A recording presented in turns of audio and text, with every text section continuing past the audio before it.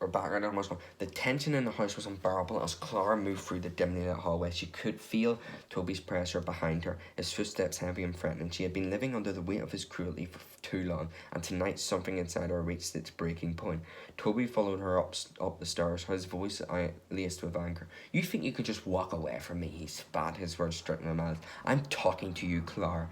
Clara stopped at the top of the stairs, her heart pounding in her chest. She turned to face him, trying to keep her voice steady. "I'm done, Toby. I'm done with all of this." But Toby didn't stop. He closed the distance between them in a few quick strides, grabbing her arm and bursting forward. "You don't get to decide when this ends," he growled, his face twisted in anger. Fear shot through Clara, but this time it was mixed with something else, a fierce protective instinct that flared up as she realised the anger she was in. Her eyes darted to the railing to the stairs just inches behind Toby. Without thinking, Clara reached for the nearest object, a small decorative vase that had been sitting on the hallway table. She swung it with all her might, catching Toby across the side of his head. The blow wasn't enough to knock him out, but it was enough to make him lose his balance. He stumbled back, his grip on her arm loosening as he tried to steady himself. But Clara wasn't done. Fueled by adrenaline and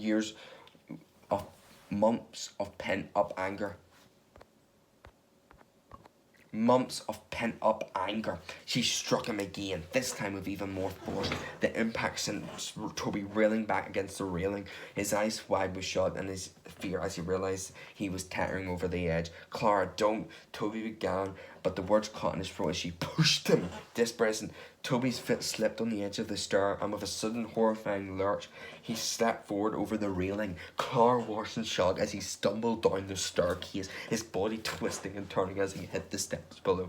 The sound of his body hitting the floor at the bottom of the stairs was followed by an eerie silence.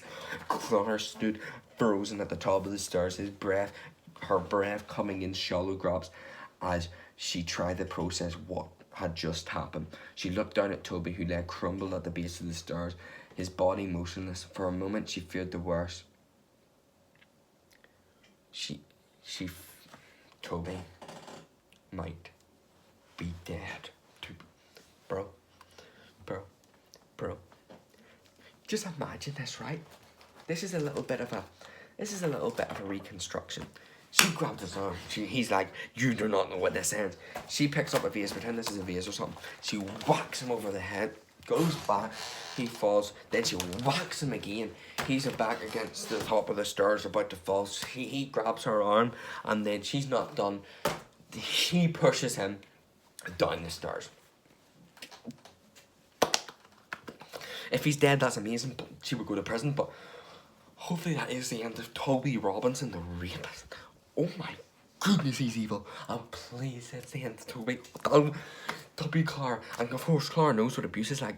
Her literal sister, Lily, went through it, and she died because of it. And she fought back with all her power, putting the abuser down, possibly for good. Let's see what happens next. This shoot's about to get good.